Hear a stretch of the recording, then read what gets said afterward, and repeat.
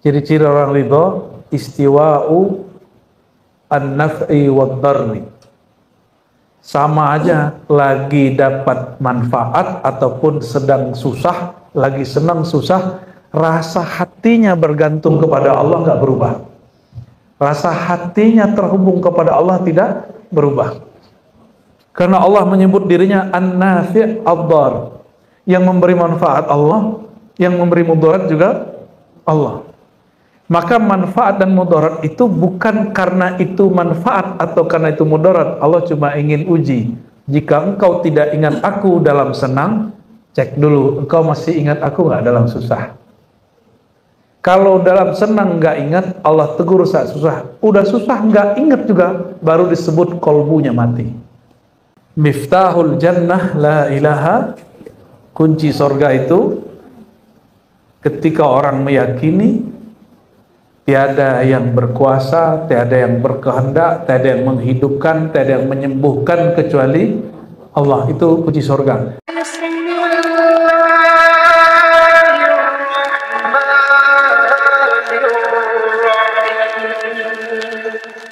Alhamdulillahilladzi bi ni'matihi tatimmus shalihat wa bi dzikri asma'ihi tatanazalul barakat wal fuyudat. Asyhadu an la ilaha illallah, asyhadu anna Muhammadan abduhu wa rasuluh. Allahumma salli ala sayyidil wujud, sayyidil qaunain, sayyidina Muhammad wa ala alihi wa sahbihi ajma'in. Amma ba'du, puji syukur kepada Allah. Semoga ini tanda kita pernah jumpa di alam arwah sana, lalu diperjumpakan lagi di alam khalaq ini, alam penciptaan ini. Amin ya rabbal alamin. Dan semoga nanti juga Allah perjumpakan kita di alam mendatang yang mesti kita lewati. Dan para dokter paling paham, mungkin setiap hari ada yang berpulang ke rahmatullah di sini, di rumah sakit Jabal Rahmah Medika, ya. Ya, semoga yang berpulang di sini Allah catat dia husnul khatimah. Tugasnya Pak Dokter dan kawan-kawan ini tidak mudah, karena menjadi dokter itu hampir mirip dengan jadi mursyid. Jadi dokter itu fardu kifayah, jadi fardu. Itu kewajiban di satu kampung, satu desa, mesti ada sekelompok orang yang menekuni ilmu pengobatan zahir. Sebagaimana juga mesti di satu kampung, satu kota, ada sekelompok orang yang menekuni cara menyembuhkan penyakit qalb, penyakit batin. Jadi dokter zahir dan dokter batin itu fardu kifayah. Yang di samping Pak Dokter itu orang tua kami di Surau, orang-orang yang bertugas menyembuhkan penyakit-penyakit qalb. Cuma kalau sakit badan datangnya ke Pak Dokter Marlis juga itu. Ya, betul Bu ya. Nah, dan uniknya beliau ini berdua namanya sama. Ya. Abuya Syekh Rizwandi. Rizwan ya. Ya, sama. Enggak tahu kapan janjiannya itu. Nah, para Buya, para dokter, wabil khusus Pak Direktur nih, Dokter Marlis, semoga Allah berkahi usahanya. Karena tugas sebagai dokter itu adalah fardu kifayah, melaksanakannya ibadah atau bukan? Ibadah. Maka kepada insan medika saya menghimbau, jadikan aktivitasnya sebagai ibadah. Kalau orang ibadah, maka kata rahmah ini penting. Irhamu man fil ard yarhamukum man fis sama. Sayangilah makhluk di bumi, maka yang di langit sayangi kamu. Saya terharu juga tadi dengar waktu pandemi banyak rumah sakit nolak pasien, di sini terima aja ya.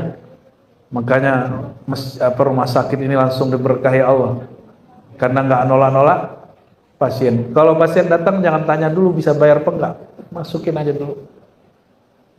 Ya, kenapa? Ini fardu kifayah. Masuk sama kayak kami ini.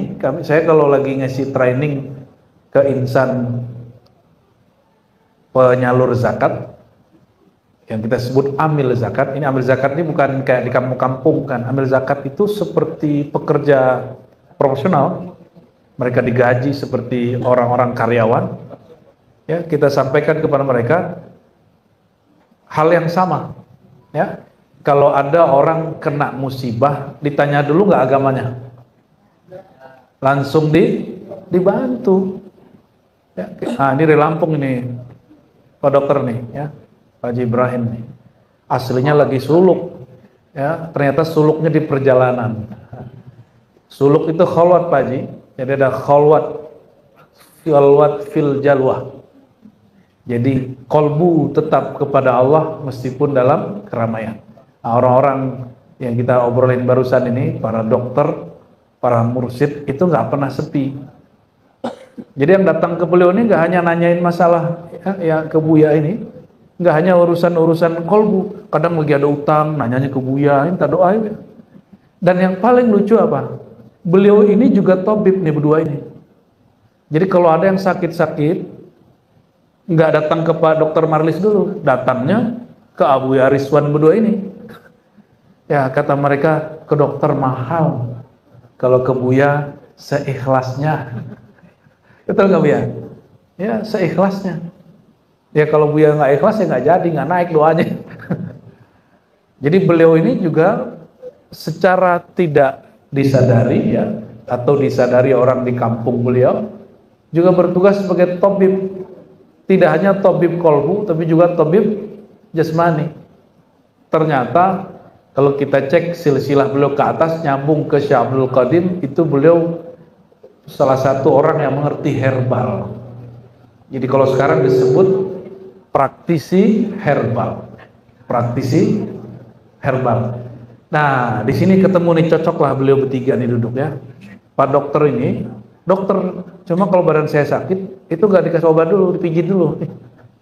Ya, habis itu dikasih herbal. Saya bilang, ternyata tidak hanya ustadz aja yang tersesat, dokter juga ada yang sesat ini. Allahumma sholli ala sayyidina Muhammad. Ya. Biasanya ngaji sama kita Pak Dokter, selalu kita tanya, kamu nggak takut sesat? Kamu nggak takut dituduh sesat? Itu pertanyaan kita Ibu ya.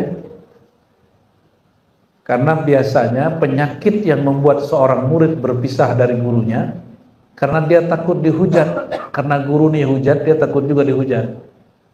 Disitulah murid mufarakah berpisah dari gurunya. Bapak Ibu yang bukan Allah, walaupun tentang Isra Mi'raj, tapi karena sesuai pengantarnya Pak Dokter tadi, beliau berdoa semoga bisa membersamai para guru. Saya tidak pantas mungkin jadi guru seperti itu ya. Namun saya berdoa, Allah maj'alni khairan mimma yazunnun. Nabi mengatakan, ya Allah, kalau kata Nabi, jika engkau dikira baik oleh orang, berdoalah, jadikan kami ya Allah lebih baik dari yang dikira banyak orang. Imam Abu Hanifah dikira orang sholat tahajudnya sepanjang malam. Dia dengar gosip itu di perempatan. Abu Hanifah ini tinggal di Kufah, Irak, wafat 150 Hijriah, berarti sudah 12 abad yang lalu. Ketika dia lagi jalan di perempatan, dia dengar ada orang ngomong begini, oh itu Syekh Abu Hanifah anak muda, ulama muda, itu ibadahnya ampun, ibadahnya sepanjang malam. Abu Hanifah mendengar begitu bukannya senang, karena dia dipuji dengan hal yang dia tidak lakukan, dia gak suka. Maka dia mengatakan, ya Allah, mulai malam ini tolong bantu aku mengingat engkau berzikir, tahajud, wiridan, baca Quran sepanjang malam. Maka sejak dia diomongin begitu sampai meninggalnya, sholat isyaknya, wuduknya tidak batal sampai subuh. Walaupun dia kemudian memperbarui wudhu. Jadi dia sholat zikir tafakur, sholat zikir tafakur, sholat zikir tawajuh. Begitulah sampai. Ternyata sebelumnya beliau berjumpa zuriat Rasulullah SAW, namanya Al-Imam Ja'far Shadiq. Ja'far Shadiq bin Muhammad Al-Baqir bin Ali Zainal Abidin bin Husain bin Ali bin Abi Thalib radhiyallahu ta'ala anhum ajma'in. Ini zuriat Nabi, jalur Fatimah.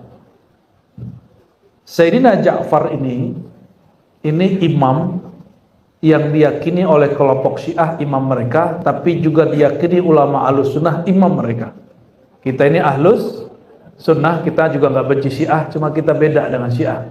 Kita tidak meyakini para imam, para guru itu suci. Yang suci hanya para nabi. Jadi kalau para ustadz ada kasus-kasus, itu maklum ustadznya bukan nabi. Ya, apalagi yang bukan ustadz. Nah, Sayyidina Ja'far ini, beliaulah yang membimbing Imam Abu Hanifah yang bernama kecil Nu'man bin Bashir, bagaimana cara kalau punya ilmu pendapat tidak merasa dirinya berilmu, kalau beramal tidak merasa dirinya paling soleh beramal, jika bantu orang tidak merasa dirinya orang yang berjasa. Nah, ini ingat-ingat untuk semua. Ciri-ciri amal kita diterima, jasa kita diterima, kita tidak merasa berjasa. Kita cuma mengatakan begini, ya Allah, ini titipanmu, aku kembalikan kepada hamba-hambamu. Dan terima kasih ya Allah, engkau telah jadikan aku orang yang engkau pilih menjadi penyalur rezekimu. Nah, jadi apalagi di sini dokter-dokter ya, insan medika ini, kalau ada orang sembuh di tangan kita, bukan kita yang menyembuhkan. Sepakat? Ya, sepakat ya? Sama, kalau punya duit banyak, terus ada duafa, orang fakir miskin kita bantu, itu harta kita semua udah tahu, milik Allah, dititipkan lewat kita. Semua orang udah tahu. Cuma kenapa nanti esok habis orang ini dikasih misalnya, atau siapa dikasih masjid, coba dihilangkan merasa berjasa, ngobatin orang segala macam. Kalau di kami para guru ini nggak boleh merasa berjasa kepada murid. Ini yang saya terapkan nih Pak Dokter ke kawan-kawan yang mengajar mu'alim-mu'alim. Kenapa? Kalau mu'alim itu investasi dia di sisi Allah adalah ngajar, dan dia nggak boleh merasa sudah menjadi guru. Betul ya? Kita selalu mengarahkan orang yang ngaji, dia menjadi hamba Allah, bukan hamba kita. Ya. Nah, kalau ada ketemu guru mursyid begitu, insya Allah guru mursyid itu layak kita jadikan guru mursyid sampai mati. Nah, kalau kami sedang belajar itu, sedang menerapkan itu, semoga Allah istiqomahkan, amin ya rabbal alamin. Dan saya sampaikan Bapak Ibu, jadi kekasih Allah, wali Allah nggak mesti jadi kiai, nggak mesti jadi abuya, bisa menjadi dokter, bisa jadi saudagar, bisa jadi pengusaha, bisa jadi pegawai. Yang penting apa? Ini yang disebutkan di Quran, surah Al-Ahqaf ya, ayat berapa itu Bu ya? 13-14. Innal ladzina qalu rabbunallah tsumma istaqamu fala khaufun 'alaihim wala hum yahzanun. Sesungguhnya orang-orang yang mengatakan Rabb kami Allah. Apa arti Rabb? Yang mengatur, yang menghidupkan, yang memberi rizki, yang memberi sakit, yang menyembuhkan sakit. Itu arti Rabb. Dia ridho kepada Allah. Sudah ridho belum bertuhan? Hari ini sudah terima belum nasibnya? Ya, sudah terima belum nasibnya? Sudah. Sudah ridho belum? Sudah puas belum dengan kehendak Allah? Jangan puas dengan kehendak kita, puas dengan kehendak. Kalau sama kehendak kita jangan pernah puas. Nanti prestasinya mentok, mandek, berhenti. Tapi puaslah pada kehendak Allah. Nah, apa ciri-ciri orang ridho? Ciri-ciri orang ridho, istiwa'u an-naf'i wad-darni. Sama aja, lagi dapat manfaat ataupun sedang susah, lagi senang susah, rasa hatinya bergantung kepada Allah nggak berubah. Rasa hatinya terhubung kepada Allah tidak berubah. Karena Allah menyebut dirinya An-Nafi' Ad-Dar, yang memberi manfaat Allah, yang memberi mudarat juga Allah. Maka manfaat dan mudarat itu bukan karena itu manfaat atau karena itu mudarat. Allah cuma ingin uji. Jika engkau tidak ingat aku dalam senang, cek dulu, engkau masih ingat aku nggak dalam susah. Kalau dalam senang nggak ingat, Allah tegur saat susah. Udah susah nggak ingat juga, baru disebut kolbunya mati. Baru disebut Coba yang insan kesehatan ini, kalau ada orang sakit dia nyebut nama Allah nggak? Ya Allah, itu lumayan itu. Mungkin dia waktu sehatnya nggak ingat Allah itu. Maka malaikat naik. Itu hadis yang sering kita dengar. Apa kata malaikat? Ya Allah, bukankah si fulan sudah berdoa minta disembuhkan? Kenapa engkau nggak sembuhkan? Apa jawaban Allah? Wahai malaikatku, aku senang mendengarkan keluh kesahnya menyebut namaku. Jadi Allah itu senang kalau kita manja-manja. Gimana? Setiap hari dengar orang begitu nggak di sini? Aduh, ya gitu ya. Itu dibimbing pelan-pelan. Jangan norak, pilih pelan-pelan. Ya. Kalau orang kesehatan itu paling cepat diterima oleh orang sedang sakit, ngelain ustadz itu. Jadi Pak Dokter ini bisa menggantikan tugas kami. Kalau lagi ada orang sakit, ustadz belum tentu dengar. Yang didengar siapa? Dokter. Jadi kalau ada orang sakit, oh tenang, ini gampang gitu. Ntar juga beres. Kalau saya ngomong gitu, kamu sok tahu. Kamu kan dokter, bukan dokter, gitu. Nggak nyambung. Yang lucunya dosen kita dokter, ada orang sakit datang ke rumah. Ternyata orang itu salah paham. Dokter itu S3, Pak. Kalau dokter nyuntik otak. Ya kayak Bu Aldom ini nyuntik otak orang gini. Gambar-gambar isi kepala orang. Kalau Pak Dokter nyuntik badan. Itu beda. Nah, orang-orang yang setiap hari dia mengalami senang atau susah, apakah senangnya mengingatkan dia kepada Allah, atau dia ingatnya kalau susah? Saya mau tanya nih, sholatnya kalau bisa nangis, pas lagi senang apa pas lagi susah? Ya udah, berarti dia kasih susah tiap hari ya, biar sholatnya khusyuk. Mau begitu? Jangan. Coba tadi kita kan ada orang akad nikah, itu ada yang nangis. Padahal akad nikah itu indah.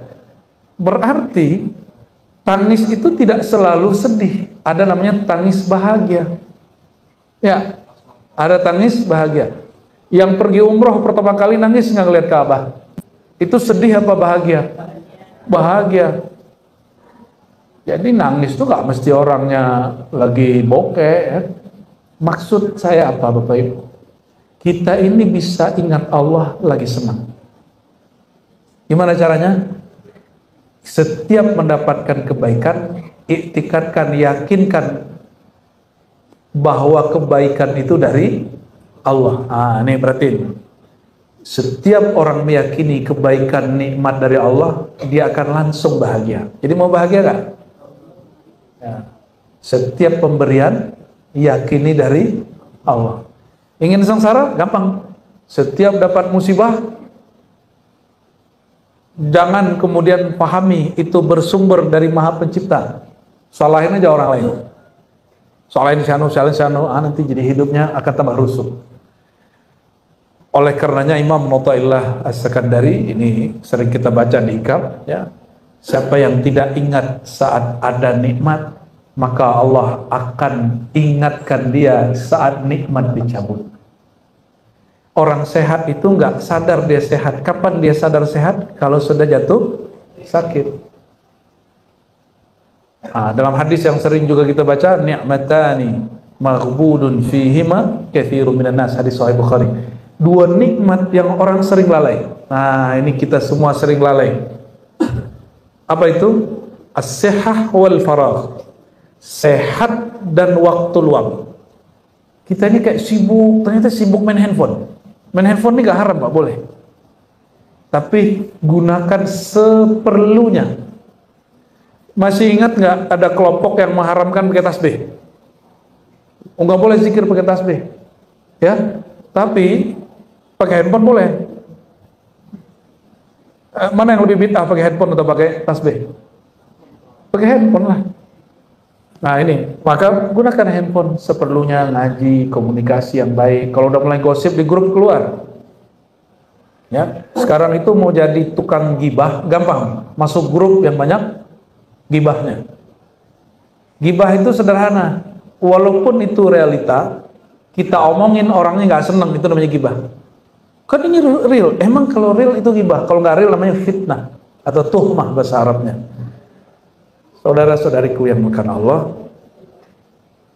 maka Ibnu Athaillah mengatakan, jika engkau hendak ingin mengikat nikmat Allah, ikatlah dengan tali syukur. Syukur itu bukan ngomong alhamdulillah. Syukur itu, ya, Imam Qushairi ditanya apa makna syukur. An ta'rif anna ar-raziq al-mu'ti an-nafi' ad-dar huwa Allah.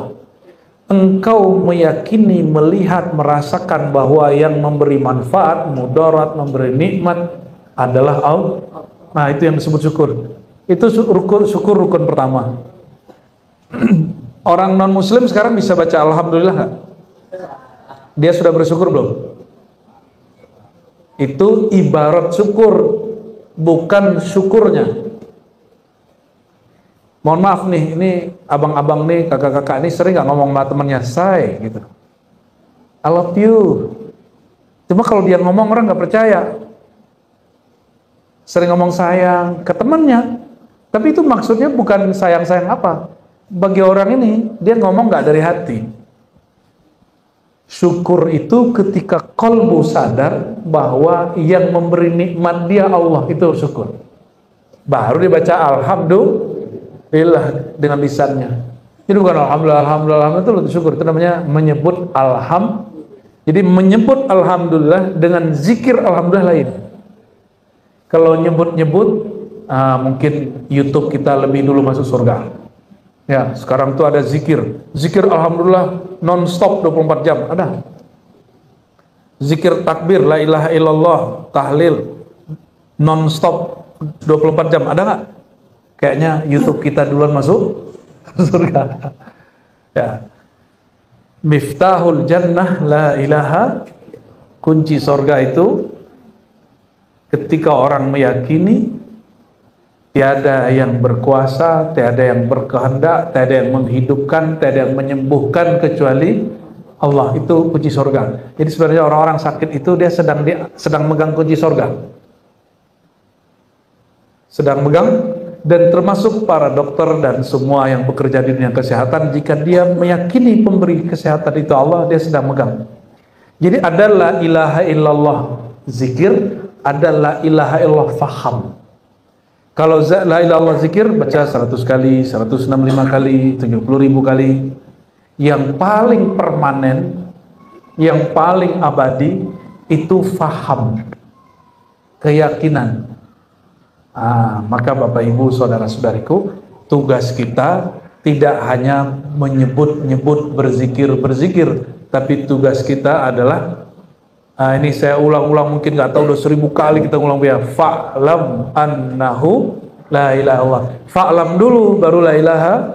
Fa'lam artinya ilmuilah tentang dia, ilmuilah tentang la ilaha illallah. Jangan baca dulu, ilmui dulu, belajar dulu apa makna la ilaha illallah, bagaimana cara baca la ilaha illallah yang tepat, sehingga kita berhak yang disebut Nabi SAW. Siapa yang baca la ilah dari kolbunya, Allah haramkan jasadnya dari neraka. Udah gitu belum? Nah, oleh Imam As-Sanusi dan Ad-Dusuki, apa kata beliau?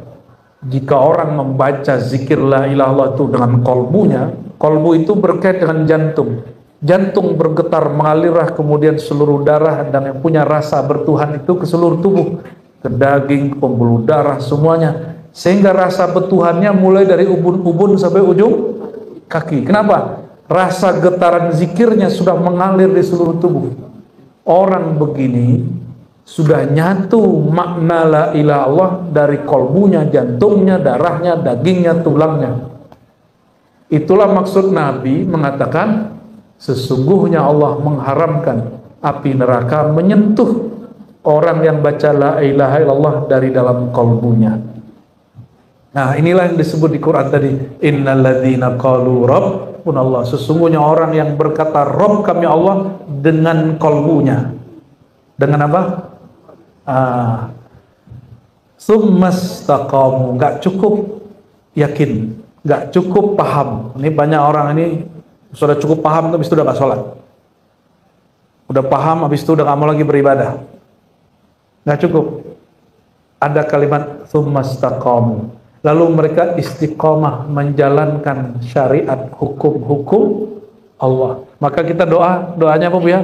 Allahumma inna nas'aluka al-istiqamah ala syariatil gharra wa tariqatil bayda. Ya Allah, berilah kami ya taubat. Allahumma inna nas'aluka taubata, terimalah taubat kami dan anugerahi kami al-istiqamah, usaha yang terus-menerus untuk tegar menjalankan ajaran syariat Nabi Muhammad SAW dan menjalani thariqah orang-orang yang mengikuti Sayyidina Muhammad SAW. Itu doanya. Apa kemudian janji Allah di ujung ayat? Fala khaufun alaihim wala hum yahzanun. Ingin bahagia? Nggak ingin ada was-was hidupnya? Mikirin masa depan? Pengen? Coba lakukan doa ini. Mantapkan rasa bertuhan, istiqomahkan menjalankan syariat, maka la khaufun, tidak ada gelisah, tidak ada lagi rasa sedih di dalam diri. Dan bahkan dijamin di ayat setelahnya, ulaika ashabul jannah, mereka sudah dicap sebagai ahli surga, khalidina fiha, selama-lamanya, ya, jazaa'an bima kanu ya'malun, sebagai reward, rasa Allah memberi apresiasi karena mereka sudah berpaham dengan baik dan istiqomah. Oleh karena itu Pak Dokter dan kawan-kawan baik yang bekerja di dunia kedokteran ataupun yang tamu dari luar dan kawan-kawan rombongan, ilmu kita nggak tinggi-tinggi amat. Yang penting ilmu kita menghantarkan kepada rasa bertuhan. Ya, rasa apa? Rasa bertuhan. Allahnya tidak pernah jauh, tapi rasa kepada Allahnya mungkin masih jauh. Benar gak? Allah sudah tahu belum nasib kita hari ini, esok, dan lusa? Terus kenapa gelisah? Ya? Kenapa kepikiran? Ya, itu bukan untuk difikirkan, ya, bukan untuk difikirkan. Ya, takdir itu untuk dijalani. Nah, kalau mau dipikirin, yang diobjekkan objek-objek pikiran. Barangkali itu Bapak Ibu. Semoga dua hal tadi, rasa bertuhan, ilmu bertuhan, disebut juga ma'rifatullah, lalu usahanya disebut istiqomah. Istiqomah ini ujungnya belajar tentang ilmu qalbu dan belajar ilmu syariat. Insya Allah menghilangkan rasa galau, menghilangkan rasa keluh kesah, dan dipastikan masuk surga. Ya, amin ya rabbal alamin. Oh, nanti ada yang ngomong tuh ya, oh saya nggak perlu surga, saya langsung ketemu Allah aja. Ketemu Allah itu di surga, bro. Ya, kita ini rindu surga bukan karena surga kawin-kawin sama bidadari. Di sini aja kawinnya. Kita rindu surga karena di surga itu jumpa dengan Allah. Kalau nggak itu kita nggak rindu sama surga. Untuk apa juga masuk surga nggak ketemu yang punya. Ya, wallahu a'lam bishawab. Barangkali itu Pak Dokter. Ya, saya kalau ceramah walaupun capek hilang capeknya. Yang capek itu yang dengerin. Ya, ya. Karena setelah ini kami ada agenda lagi ke Pimpeh. Ya, tapi sebelum jam 2:30 masih ada 10 menit. Ya. Ada yang mau ditanya dulu 10 menit? Kayaknya udah kenyang ya. Udah ahli sorga semua nih kayaknya nih. Kabar gembiranya, nama kita ada di sorga.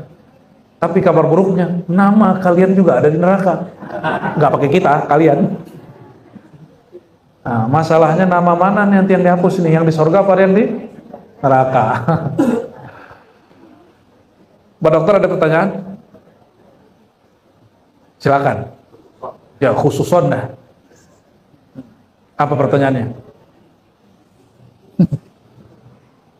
Ini ya, kembali ya pertanyaan yang dia bilang yang dua kita sangat untuk mengatakan yang dua memulai ilmu dengan lain juga saya juga belum terlalu ini tidak ada yang dua itu mengatakan rasa bertuhan. dijalankan sering. Ya, istiqomah. Istiqomah. Wah, ini langsung to the point nih. Pak dokter tadi menghantarkan bab istiqomah, saya ngaji ayat istiqomah, ini dibalas lagi. Baik. Bagaimana cara memantapkan rasa bertuhan? Ini hati-hati Bapak Ibu, rasa bertuhan itu akan batil atau bahasa orang ahli akidah itu sesat. Saya menghindari istilah itu, walaupun kadang-kadang keceplosan juga. Rasa itu akan cacat kalau tidak berdasarkan ilmu ma'rifatullah. Oleh karenanya sebelum baca la ilaha illallah perintahnya fa'lam. Dan ini perintah al-aslu fil amri lil wujub, pada dasarnya perintah itu wajib. Berarti belajar makna paham la ilaha illallah hukumnya wajib. Nah, orang bungo udah belajar begitu belum? Cari guru yang mengajarkan hakikat la ilaha, bukan hanya mengurai bahasa Arabnya, tapi dia mengurai sampai kepada cara menumbuhkan rasa kepada Tuhan. Ilmui itu. Lalu yang kedua, kan Pak Dokter sudah mulai talqin. Nah, talqin, ambil talqin. Apa yang disebut talqin? Talqin itu belajar bimbingan la ilaha Allah dari zahir lisan, dilatih supaya masuk ke dalam qalbu. Waktu talqin ada rasa bergetar nggak Pak Dokter? Itu getaran nggak akan hilang sampai mati, kecuali Pak Dokter inkar dengan ilmu ini. Itu yang disebut di Quran, idza dzukirallah, jika disebut nama Allah bergetar qalbunya, dan itu mustahil tanpa talqin zikir. Jadi talqin itu guru membacakan, nanti murid ngikutin. Ya, bukan baca dengar dari YouTube terus ikutin, enggak, beda. Mesti ketemu zahir, ketemu fisik. Enggak bisa belajar zikir lewat sosial media. Jadi kalau fa'lam, ketahuilah, carilah orang yang tahu. Fas'alu ahlal dzikri, cari orang yang tahu itu, lalu belajar darinya. Kalau ikutin surat Al-Fajr, fadkhuli fi ibadi, bergabunglah, masuklah ke dalam golongan hamba-hambaku. Kenapa? Allah itu ngomong gini, hadis qudsi dan hadis Nabi, ta'isa abdud dinar, akan lelah pemburu duit. Hatinya lelah, badannya lelah. Di sini kan nggak macet ya, saya kangen sama macet ini. Ini beberapa hari ini nggak ngeliat macet kita. Bahkan truk-truk pun malam tadi kita lewat nggak macet ya. Baru beberapa hari ninggalin Jakarta udah macet, udah kangen sama macet. Orang kalau di Jakarta itu kerja berangkat pagi, habis subuh, pulangnya sebelum tidur. Ya, baru nyampe di rumah jam 10, jam 9, kalau bisa nyampe maghrib itu hebat.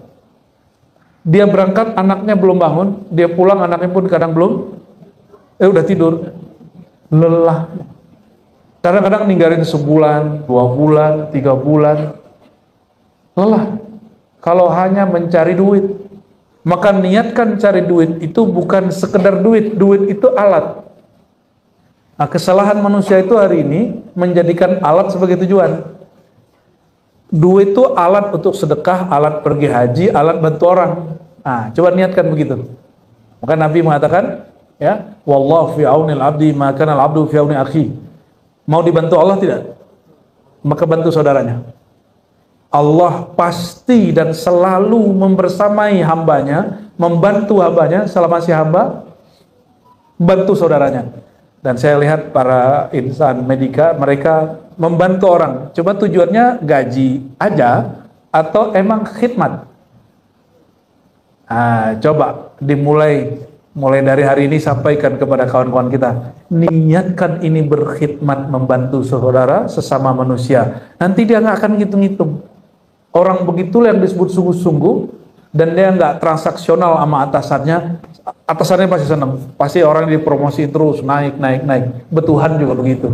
Itu yang disebut istiqomah.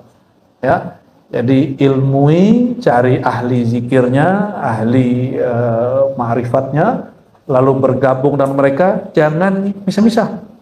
Ya, jangan misah dalam hadis Tirmizi disebutkan orang hebat kalau sendiri kayak kucing. Tapi kalau kucing kambing rame-rame lebih hebat dari singa. Ya, yaqubal furqah, begitu dalam hadisnya. Hindarilah perpecahan. Pecah itu di kolbu. Nah, ini sebagai contoh. Masjid ini, bukan masjid ya, rumah sakit ini bisa maju karena dokternya nyatu, bukan? Maka suatu pergerakan akan nyatu kalau akan maju kalau orang-orangnya nyatu. Ya. Gitu, semoga bisa ada perintah Pak Dokter. Ini saya ngomongnya sudah mulai ngelantur ini. Karena sudah mulai 2:30 dan kurang tidur. Kalau kurang tidur kita kebalik-balik, maju jadi satu jadi maju, Bu ya. Atas jadi bawah jadi atas, kepala jadi kaki jadi kepala. Barangkali itu dari kami Bapak Ibu. Insya Allah ke depan kita akan agendakan lagi rihlah. Memang mungkin ke depan gak bawa banyak orang, kasihan Pak Dokter terbebani. Ya. Kita cukupkan dengan kafarah majelis. Subhanakallahumma bika asyhadu an la ilaha illa anta astaghfiruka wa atubu ilaik. Ila ruhin Nabi sallallahu alaihi wasallam wa li jami'il atibba wa jami'il mardah, kepada semua para dokter, semua orang yang sakit, semua orang yang bekerja di sini dan semua orang yang berkhidmat di sini. Kita kirimkan suratul Fatihah. Bismillahirrahmanirrahim. Siratal ladzina an'amta 'alaihim waladdallin. Amin. Rabbana atina fid dunya hasanah wa fil akhirati hasanah wa qina adzabannar. Walhamdulillahirabbil alamin.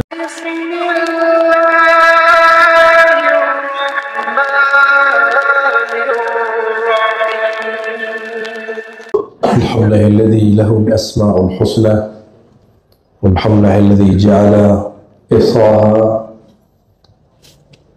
أحدا من أسمائه مهرا لدخول جنته. أشهد أن لا إله إلا الله وأشهد أن محمدا عبده ورسوله. اللهم صل على سيدنا محمد. اللهم صل وسلم وبارك عليه. أما بعد، والله بك أصبحنا وبك أمسينا وبك نحيا وبك نموت وإليك النشور، ونسألك كل خير ونعوذ بك من كل شر. Amin ya rabbal alamin. Jemaah subuh yang diberkahi Allah, dalam sebuah hadis Imam Bukhari dan Muslim, Al-Imam Bukhari mendengar gurunya Ali bin Madini. Ali bin Madini ini punya guru langsung seperguruan dengan Imam Syafi'i. Nama gurunya Sufyan. Imam Sufyan ini gurunya Imam Syafi'i. Kata Sufyan, kami berguru kepada Abu Zinad. Abu Zinad ketemu dengan murid Abu Hurairah, namanya Al-A'raj. Murid Abu Hurairah siapa namanya? Al-A'raj berkisah, kami dengar Abu Hurairah pernah melaporkan satu bab cara masuk surga yang mudah. Kata Abu Hurairah, Nabi SAW bersabda, lillahi tis'a'u tis'una isman, mi'ah illa wahid, mi'ah illa wahidan. Allah memiliki 99 nama, 100 kurang 1. La yahfazuha ahadun illa dakhalal jannah. Kenapa riwayat ini yang saya ambil? Ini riwayat yang paling eksplisit. Di riwayat yang lain disebutkan man ahsaha dakhalal jannah. Man ahsa, kata ihsa, banyak perbedaan pandangan di situ. Tapi riwayat Bukhari yang ini dari Ali bin Madini langsung mengatakan la yahfazuha ahadun, tiada orang yang hafal nama-nama itu. Langsung clear maknanya adalah yahfaz, menghafal. Illa dakhalal jannah, pasti masuk surga. Wa huwa witrun yuhibbul witra, dia itu esa, suka bilangan-bilangan ganjil dan esa. Coba sholat kita, dari semua sholat itu pasti ada satu yang diganjilkan Allah, sholat maghrib. Sehingga yang tadinya 16 rakaat jadi 17 rakaat. Kalau kita berwudu, lebih disukai Allah 2 kali atau 3 kali? Kalau kita istinja, lebih Allah suka 2 atau 3 kali? Tawaf 7 atau 8 kali? Nah, sa'i 7. Maka kalimat 7 yang merupakan ganjil, ujungnya adalah 1, yaitu esa. Maka Allah sangat suka kepada orang yang datang tanpa mendua, datangnya satu hanya kepada Allah Subhanahu wa ta'ala. Kita kembali ke hadis depannya. Allah memiliki 99 nama.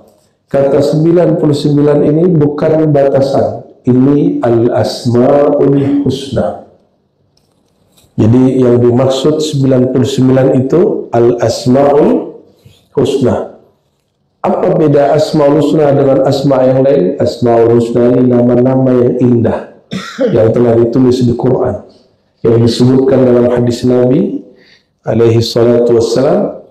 Dari 99 nama itu, nama yang pertama disebut itulah nama yang ke-100. Lillah, banyak sekali orang debat apa nama ke-100. Nama ke-100 itu ya Allah, nggak usah bolak-balik putar-putar kiri kanan ya. 99 itu lafaz Allah belum masuk, maka yang 100-nya adalah lafaz Allah. Lafaz Allah ini dapat diurai ya. Ada alifnya, ada lamnya, ada tasdiknya, ada hu-nya. Maka nama yang ke-100 pun jika diringkas dia menjadi huwa, hu. Maka dalam surat Al-Ikhlas, Qul hu Allah ahad. Ada berapa? Qul huwa. Huwa itu waw, itu bukan waw asli, itu waw zaidah, waw tambahan. Al-asla fihi hu. Orang Arab sangat faham kalau Arabnya ngerti, Pak. Kalau Arab jahiliyah nggak paham. Yang asal adalah hu, maka zikir hu bukanlah bid'ah. Yang mengatakan zikir hu bid'ah mungkin pandangan ini belum sampai kepada dia. Kita husnuzan saja jika dia seorang ulama. Tapi jika dia menolak, itu urusan dia. Ya, Al-Syekh ya, Ali Mahfuz nulis kitab judulnya Al-Ibda fi Madaril Ibtida, ya, kumpulan bid'ah. Lalu beliau sebutkan polemik orang-orang tentang apakah hu bagian dari nama Allah. Dan sampailah dia pada kesimpulan di Quran huwa adalah nama Allah. Coba perhatikan, hafal ayat kursi dah. Hafal. Allahu la ilaha illa hu. Ayat kedua surat Ali Imran, Alif Lam Mim, Allahu la ilaha illa hu. 3 ayat terakhir surah Al-Hasyr, Wallahu alladhi la ilaha illa hu. Kenapa tidak disebut Allah huwa, tapi huwallah, dia huwa, baru Allah.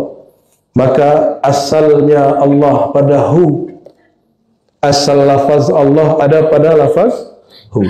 Mengerti ini juga bagian daripada la yahfazuha, tiadalah dia menghafalnya. Dan orang hafal faham maknanya lebih utama daripada hafal tapi tidak faham maknanya. Ditambah air, diangkat jahe. Ya, oke. Allahumma salli ala sayyidina Muhammad. Jadi hu nama Allah. Maka berzikir hu Allah itu masyru' fid din, bagian dari yang disyariatkan dalam agama, bukan bid'ah. Bukan bid'ah. Atau Allahu itu bagian dari hal yang dibolehkan dalam agama. Oh, mungkin ada yang berkalam ini, tidak ada dicontohkan Nabi. Adakah contoh yang lebih jelas daripada Al-Quran? Ada nggak? Nggak ada. Dan Quran mengajarkan, Wallahu alladhi la ilaha illa hu. Maka Sayyidi Abil Hasan Al-Syazili qaddasallahu sirrahu, imam sunnah, imam yang mewarisi zikir-zikir sunnah Nabi alaihi salatu wassalam, mengajarkan salah satu cara memanggil Allah tidak hanya ya Allah, tapi boleh memanggilnya dengan Yahu, ya. Dan beliau mengatakan, idza qala al-'abdu Yahu qala Allah ana rabbuka ya 'abdi. Jika hamba mengatakan wahai hu, wahai dia, Allah akan menjawab, akulah Tuhanmu wahai hambaku. Ya maaf merepotkan dikit ya, orang masjid nggak punya kompor ya.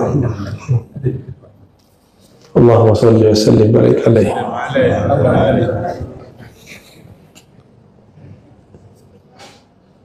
Itu yang pertama, bahwa nama yang ke-100 apa? Allah. Dan dari 100 itu intinya pada apa? Hu. Ya. Kenapa hu dia? Ya, kenapa dia? Setiap kali si hamba mampu meniadakan keakuannya, yang ada hanya dia, itulah rahasia nama yang ke-100. Apa yang disebut rahasia nama ke-100? Si hamba meniadakan dirinya. Kalau dirinya sudah tiada, yang nyata hanya huwa. Maka a'immatuna, para imam kita mengatakan, apa rahasia zikir hu? Hu, dia meniadakan keakuanmu. Bukan engkaulah yang betul-betul sholat, engkau hanya digerakkan untuk sholat. Bukan engkaulah yang betul-betul tahajud, tadinya engkau tertidur, nyawamu hilang, Allah kembalikan nyawamu. Jika yang punya nyawa tidak kembalikan, jika huwa masih yakbit, menggenggam nyawamu, maka kita tidak bangun subuh ini. Mungkin pagi ini sudah ada yang inna lillahi wa inna ilaihi rajiun. Inna lillah, kita milik Allah, Allah. Wa ilaihi, hi, hu, sama juga.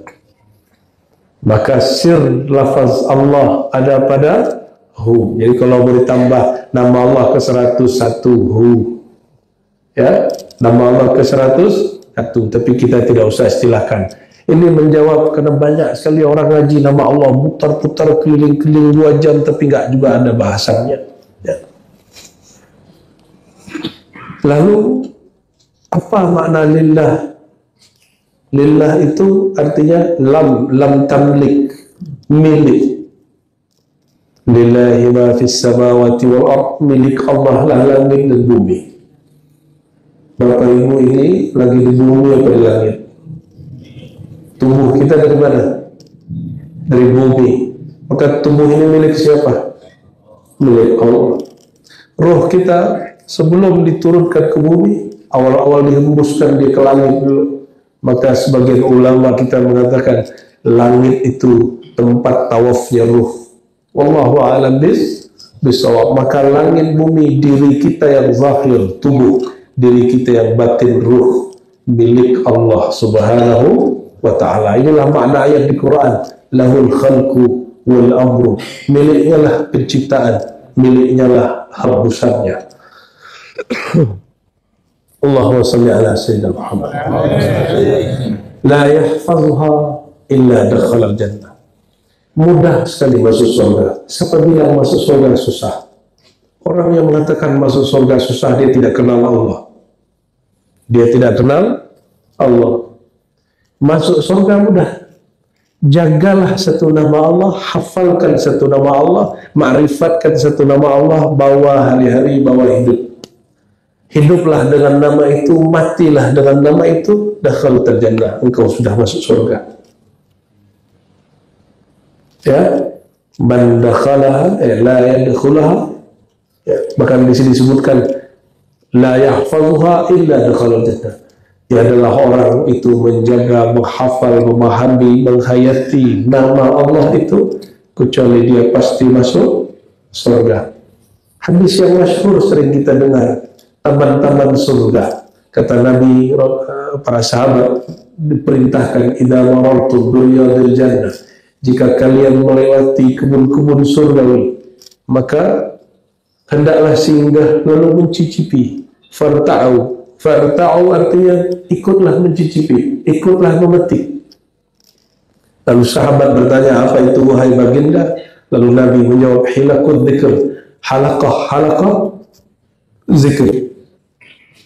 Maka perhatikan Bapak Ibu, jangan pernah ganggu majelis zikir.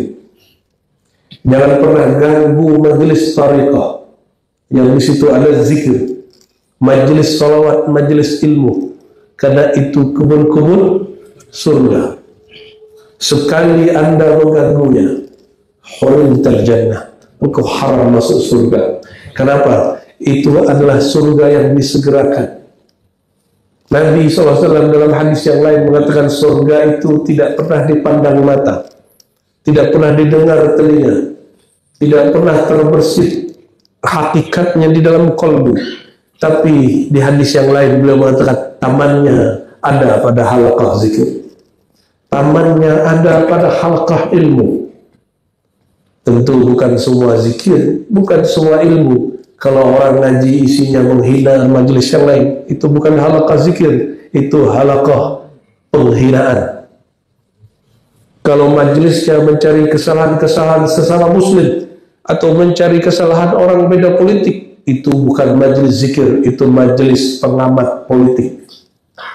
Di musim-musim tertentu, masih ingat masjid-masjid dimanfaatkan orang untuk kepentingan politik tertentu, betul? Oh, alasannya Islam tidak boleh pisah dari politik. Kalimat Anda salah. Politik tidak boleh lepas dari Islam. Bukan Islam tidak boleh lepas dari politik. Islam tidak butuh politik. Politik butuh Islam. Jangan dibalik. Islam tidak butuh. Kenapa? Inna dina indallahil Islam. Islam itu di sisi Allah. Tapi apakah politik kita sudah di sisi Allah? Apakah thariqah kita sudah di sisi Allah? Apakah majelis kita itu di sisi Allah? Belum tentu. Belum tentu. Oleh karenanya, jangan pernah politisasi Islam. Karena Islam itu suci. Orang Islamnya belum tentu suci. Yang kita doakan para pemimpin kita, Allah beri cahaya di kolbunya. Menjadi pemimpin yang amanah. Pemimpin yang adil. Amin ya Rabbal Alamin. La yahfazuha ahadun illa dakhala jannah. Tidaklah ada orang menghafalnya. Maka kata hafal dari kata hafaz, ya, zuhur, lohor. Jadi kita ini orang Indonesia, orang Melayu sering merubah z dengan l, ya. Lohor asalnya zuhur, ya, hafaz jadi hafal, ya. Oleh karenanya Bapak Ibu yang berkata Allah, mulailah di majelis ini, Masjid Syuhada ini, ya. Kalau ada majelis zikir, mulai baca Al-Asma'ul Husna. Nanti kalau ada orang wafat, Allah pandang, ya, dikirim malaikat maut, nanti malaikat maut ngecek, adakah nama Allah di dalam diri orang itu, ya. Dan guru-guru kita menyuruh kita berzikir seperti disebutkan dalam kitab, ya, Imam As-Sunusi. Kata beliau, bacalah nama Allah dengan fikiran dan qalbumu, sehingga nama itu mengalir di setiap darahmu. Darahmu mengalir pada pembuluh darah di tubuhmu, menjadi daging, menjadi tulang, masuk ke sumsummu, menjadi kulitmu, tumbuh jadi rambutmu, sehingga namanya menyatu nurnya di dalam dirimu. Kalau sudah begitu, malaikat maut berani nggak cabut keras-kerasan? Nggak berani dia. Setiap kali dia mau cabut, dia bilang, ya Allah, ada nama engkau di situ. Kata Imam Kusyairi, al-ismu huwal musamma. Walaupun beda dengan pengikutnya Ghazali. Nama itu tidak pisah dari yang punya nama.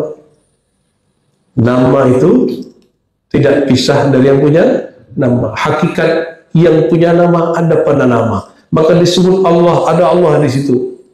Disebut Hu, Allah bersamanya. Ana ma'ahu idza dzakarani. Maksudnya apa? Maksudnya setiap kali orang berzikir dengan namanya, maka pandang Allah tidak lepas darinya. Di saat malaikat mau hendak mencabutnya, dia lapor lagi kepada yang punya nama, ya Allah yang mempunyai nama. Orang itu karam pada nama engkau. Orang itu sedang sibuk dengan nama engkau. Inilah yang pernah Nabi kalamkan dulu ketika beliau sampai di satu lembah atau gunung Jabadan. Apa kata beliau?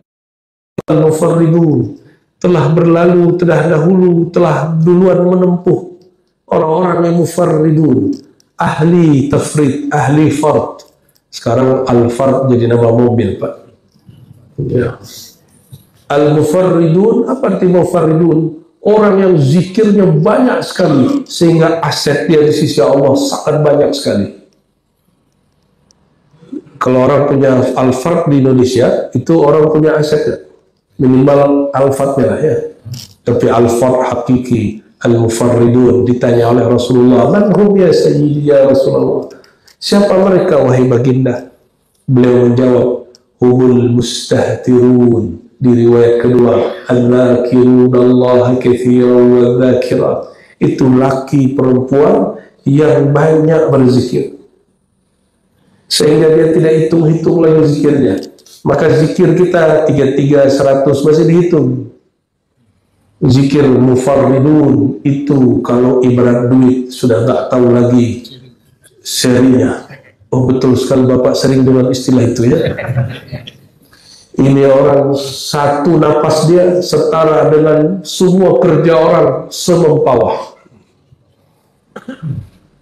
Satu hari dia kerja sama dengan hasil kerja orang sekalbar. Itu yang disebut mufarridun. Udah keburu kaya di sisi Allah Subhanahu wa ta'ala. Maka zikir itu ada 3 tingkatnya. Ada zikir menyebut, sebut-sebut dulu lah kalau belum kenal. Hafal-hafal dulu lah kalau belum kenal. Minimal ada yang dihafal. Tapi hafalan hanya di otak, belum sampai ke dalam. Nah, kalau ingin masuk ke dalam qalbu, carilah guru mursyid.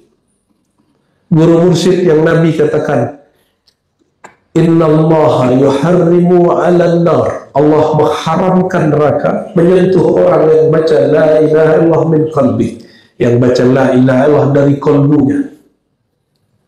Carilah mursyid yang mengajarkan zikir la ilaha illallah tembus ke dalam qalbu. Ya, itulah penghafalan sejati baru dimulai. Maka sekali nama Allah masuk kolbu, selama orang ini tidak pada syak dan ragu, dia selama-lamanya akan menyebut nama Allah di kolbunya, walaupun dia tidur, walaupun dia lalai, kata orang, tapi di kolbunya sudah bergerak nama Allah Subhanahu wa ta'ala. Mulailah orang ini kalau sudah dibimbing guru mursyid, mulai sadar sholatnya ternyata belumlah khusyuk, zikirnya selama ini ternyata hampa, hafalannya ternyata ria, sholatnya penuh dengan bangga-bangga. Barulah dia sadar di kolbunya banyak noda. Barulah dia tahu cara, oh begini cara membersihkan kolbu. Dosa kolbu bersihkan dengan zikir kolbu. Sombong itu di kolbu atau di mana Bapak Ibu? Sombong paling bahaya bukan sombong punya alfa, tapi sombong punya ilmu. Sombong punya thariqah, sombong ikut manhaj aliran tertentu, itu sombong yang paling dibenci Allah. Ya, sombong yang paling dibenci. Kalau sombong karena dunia fana. Tapi sombong karena ilmu, sombong karena manhaj, ilmu itu milik kita atau milik Allah? Jika Bapak ini punya baju, saya pinjam, apakah itu jadi milik saya? Tidak. Saya pinjam sandal Bapak itu 2 hari 3 hari, setelah 3 hari jadi milik saya? Enggak. Tubuh ini pinjaman dari Allah, ilmu ini pinjaman dari Allah. Maka kalimatnya di Quran, walladzina utul ilma, orang-orang yang diberikan ilmu, yang dipinjamkan ilmu. Maka orang alim semakin dia berilmu, semakin dia merasa tidak berilmu. Allahumma salli ala sayyidina Muhammad.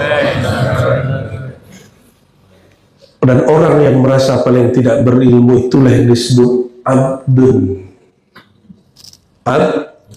Orang begini baru punya syarat, memenuhi rukun dan syarat di Isra dan Mi'rajkan ruhaniyah. Sebagaimana rohani dan jasad Rasulullah SAW di Isra Mi'rajkan, maka para wali di Mi'rajkan ruhaniyah tanpa jasadnya. Subhanalladzi asra bi 'abdihi laila. Jadi yang diisrakan Allah siapa? Abdun, hamba. As-salatu mi'rajul mu'minin. Itu bukan hadis, itu kalam ulama. kalam Syekh Abdul Qadir Jilani. Qaddasallahu sirrahul aziz. Apa kata beliau? As-salatu mi'rajul mu'minin. Salat itu mi'raj orang beriman. Tadi subuhnya sudah mi'raj belum? Sudah. Sadarkah? Sudah sampai di mana? Kenapa tidak disebut Isra Mu'min? Disebutnya mi'rajul mu'minin. Kalau Isra perjalanan dari makhluk kepada makhluk, dari masjid kepada masjid. Kalau mi'raj dari makhluk kepada Khalik, maka puncak Isra sujud. Nabi itu jumpa Allah sujud, bukan kayak nonton TV. Ini bayangin kayak nonton TV ya, atau lagi begini-begini nih, ketemu Allah terus matanya jelalatan gitu. Sayyidina Abu Bakar Siddiq tidak sanggup memandang wajah Nabi, apalagi memandang wajah Rabbul Nabi Sallallahu Alaihi Wasallam. Jika semua alam semesta hancur, yang tersisa hanya wajah Allah. Apa yang disebut wajah di situ? Maka wajhullah itu ada wajah Allah yang menghadap kepada penciptaannya. Kita ini ciptaan Allah, bukan? Inilah kita baca wajjahtu wajhiya lilladzi fataras samawati wal ardh. Aku hadapkan wajahku kepada pencipta langit dan bumi. Wajah apa yang dihadapkan? Wajah kehambaan. Wajah apa? Dan hamba tidak menatap kepada tuannya, hamba sujud kepada tuannya. Maka sujud itulah wajah kehambaan. Jadi kalau sujud, lepaskan, ya Allah, tiada ilmuku, tiada hayatku, tiada kudratku, tiada iradahku, tiada kalamku, tiadalah aku, kecuali berkah limpahan dari sifat dan nama-nama-Mu. Ya, tiada aku melihat kecuali Engkau yang memberi penglihatanku. Sudah begitu belum sujudnya? Belum. Sayyidina Ali dalam hadis riwayat Imam Nasai mengatakan, beliau kalau sujud, beliau membaca sajada laka sam'i wa basari, terus sampai satu anggota tubuh disebut, ya Allah, sujud kepada Engkau pendengaranku, sujud kepada Engkau penglihatanku, sujud kepada Engkau kalamku, sujud kepada Engkau qalbuku, darahku, dagingku, tulangku. Sudah begitu belum sujudnya? Kalau dalam zikir tariqah Naqsyabandiyah disebut dengan zikir kullu jasad. Tapi belum lengkap, itu ada sujud pendengaran penglihatan, itu sujud ma'ani, kullul ma'ani, di atas kullu jasad. Lebih tinggi lagi itu. Allahumma salli ala sayyidina Muhammad. Itulah yang disebut menghafaz, menjaga nama Allah, menjaga nama Allah. Jadi kalau belum punya guru, carilah guru. Saya sibuk apa? Malam masih punya pekerjaan. Tidak bisa malam hari libur. Ada liburkah kerjaan? Cari guru di musim libur. Sabtu Minggu masih libur. Malam tidak ada kerjaan, cari guru, cari majelis. Subuh ada kerjaan juga. Kita ini sok sibuk. Ya? Malam tadi ada yang nanya gitu kepada saya, Ustadz, saya ini sibuk, kita ini sibuk. Bolehkah kita dicoba salawat aja? Ya, kalau engkau sibuk untuk tidak mengenal Allah dan Rasulnya, nanti Allah ketika engkau minta tolong mengatakan, aku lagi sibuk, wahai hambaku. Mau begituin Allah.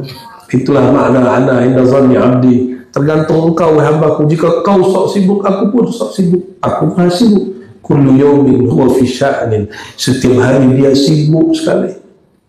Kalau hitung-hitungan sibuk, Allah lebih sibuk dari kita. Rasulullah itu makhluk paling sibuk. Tapi sebelum meninggal, yang dibacanya bukan apa-apa. Bukan anakku, bukan Fatimah, bukan fulana, bukan Hasan, Husain, bukan itu yang dibacanya. Siapa yang disebut oleh baginda? Antum semua ini, ummati. Maka kalau baca salawat, iktikadkan hati kita mendengar ummatinya Nabi. Ketika beliau mengatakan ummati, ketika beliau sakaratul maut, bayangkan itu, pasti terbit air matanya, pasti terbit kerinduannya. Cuma mungkin kolbu sudah bernoda, karena noda merasa berilmu, atau noda merasa apa, saya tidak tahu, sehingga rindu itu tidak muncul. Baca itu. Wahai sosok yang mengingat kami di saat kami belum ada. Wahai sosok yang selalu memikirkan kami di saat kami tidak pikirkan engkau. Wahai sosok yang menyempatkan untuk mendoakan kami di saat kami sok sibuk. Isfa'alana ya Sayyidi ya Rasulullah. Beri syafaatlah kami. Ya. Bapak saudara yang bukan Allah, cari guru mursyid. Ya. Sehingga qalbu kita tembus nama Allah. Qalbul mu'min baitullah. Qalbu orang beriman mesti jadi rumah zikir. Kalau rumah ingin kita buat, mesti datang cari arsiteknya. Maka muhandisul qulub al-mursyid. Siapakah arsiteknya qalbu? Itulah para mursyid. Orang-orang yang tahu cara merawat qalbu, membangun rumah Allah di qalbu. Jadi berguru, belajar zikir qalbu ini wajib atau tidak wajib? Tapi syaitan sedangkah dengan ahli zikir? Sedang nggak? Maka Bapak Saudara bukan Allah, dimanapun orang, ahli zikir selalu dituduh sesat. Ahli zikir selalu dituduh kemudian menyimpang. Ahli zikir difitnah, dia zikir campur baur laki perempuan.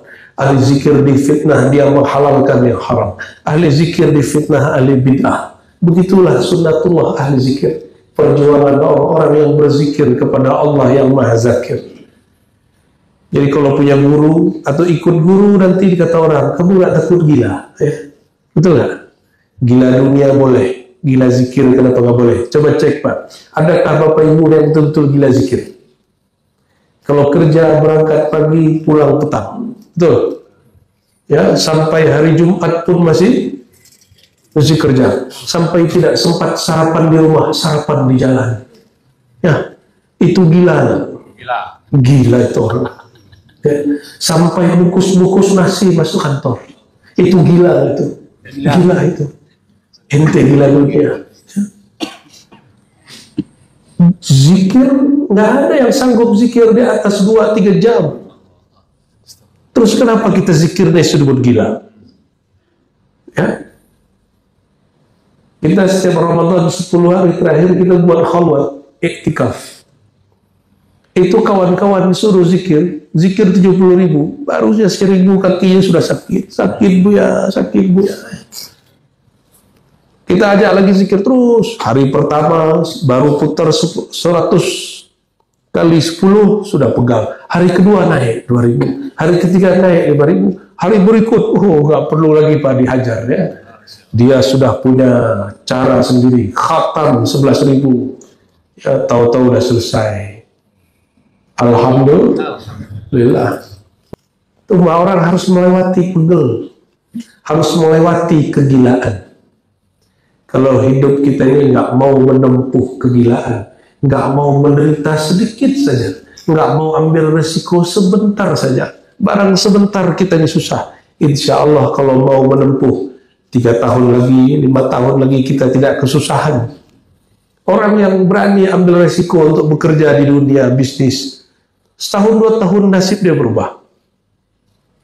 Coba orang-orang yang masih istiqomah miskin ini, kenapa? Karena takut mulai bisnis, karena takut ambil resiko. Sama orang kenapa dia tidak bergerak zikirnya kepada Allah? Karena dia takut gila. Dia takut dituduh orang sesat. Takut kata orang. Itu ria. Ria itu bukan hanya sholat ingin dipandang orang, pergi haji umrah ingin dipanggil Pak Haji, itu ria standar. Ria yang berbahaya, meninggalkan suatu amal karena takut disebut ria, meninggalkan suatu amal karena takut disebut ahli zikir. Itu ria yang sejati ya. Orang menemukan dirinya yang sejati, ini malah dapat ria sejati. Orang jumpa kesejatian dirinya, dia malah dapat kesejatian syaitannya. Allahumma salli ala sayyidina Muhammad. Ria itu di kolbu atau di kepala? Di kolbu. Maka yang bisa bersihkan kolbu hanya ahli kolbu. Muhandisul qulub, ya, syekh, arsiteknya kolbu, supaya bisa membangun rumah Allah di kolbu, istana Allah di kolbu. Carilah arsitek terbaik. Jangan sembarangan menodai kolbu. Nanti cari arsitek yang tak bersanad, tidak punya silsilah kepada Rasulullah. Di kolbu kita sudah ada siasana Allah, tapi malah dihancurkan dengan kata bid'ah, sesat. Kalimat ini buat orang tidak berani lagi zikir pagi sore, tidak berani lagi datang ke majelis syekhnya, tidak berani lagi mengambil talqin zikir kepada orang yang mempunyai sanad kepada Rasulullah SAW. Bapak Ibu, sholatnya bersanad tidak? Sholat kita ini ikut guru kita bukan? Ikut guru apa buku? Ya, guru kita punya guru, gurunya punya guru, gurunya terus sampai kepada sang maha guru Sayyidina Muhammad SAW. Tapi itu baru sholat zahir. Sudahkah sholat yang batin? Sholat batin zikrullah fil qulub, zikir Allah di kolbu. Jika ada masjid tapi tidak pakai kubah, masih disebut masjid tak? Syaratnya ada orang sholat dalamnya, betul? Ada azan. Paham nggak maksudnya? Di timur, bukan di timur, di Australia, di Perancis, di Jerman, di Inggris, yang jadi masjid itu gereja. Gereja dibeli karena gereja sepi. Orang-orang penganut agama tersebut kena pajak tinggi. Di Perancis itu Bapak Ibu, pajak negara dan per 10 dari gereja habis 60% lebih dari gajinya. Bapak kalau punya gaji 20 juta, 60% tambah lagi 10%, sisa berapa? Ya, habis. Makanya di sana jarang orang punya rumah besar-besar seperti di Mempawah. Ya. Di sana orang tinggal di apartemen kecil. Akhirnya gereja-gereja sepi. Dibeli orang Islam, salibnya diganti dengan lafaz Allah atau bintang. Bangunannya tidak penting, yang penting ada orang zikir di dalamnya, maka disebut masjid. Jadi masjid itu bukan bangunan berkubah, bukan bangunan punya menara. Masjid itu tempat orang berkumpul berzikir, itu masjid. Dari semua orang yang berkumpul di sini, yang benar-benar berzikir itu lisannya atau kalbunya? Lisan apa kalbu? Lisan ini hanya menerjemah kol. Kalau ada orang zikir dengan lisannya, kalbunya tidak ikut, apa sebutan Allah kepadanya? Wawailul lil qasiyati, ya, qulubuhum min dzikrillah. Surat Az-Zumar ayat 20 berapa itu ya? 22 atau 23. Maka celakalah orang yang kalbunya keras untuk berzikir. Itulah yang disebut sesat. Ulaika fi dhalalin mubin. Orang sesat itu bukan orang bertariqah, bermajelis. Orang sesat itu yang kalbunya sulit berzikir, gampang baca ayat, orang itu orang sesat. Dan Allah menyebutnya dhalalin mubin, sesatnya nyata. Sesatnya nyata. Maka di Quran jika disebut ghairil maghdubi alaihim waladdallin, orang yang tidak dimurkai dan tidak sesat. Sesat di situ kalbunya. Nah, Bapak Ibu yang bukan Allah, maka mulailah zikir bersanad bertalqin. Carilah mursyid mulia, bersanad kepada Nabi mulia. Insya Allah kita nanti dapat syafaat uzma. Amin ya rabbal alamin. Oh, jam saya sudah jam 6 ya. Sudah terbitlah mataharinya di bawah. Semoga majelis ini diberkahi Allah dan semua yang hadir pagi ini, termasuk orang yang menjaga nama Allah di kolbunya.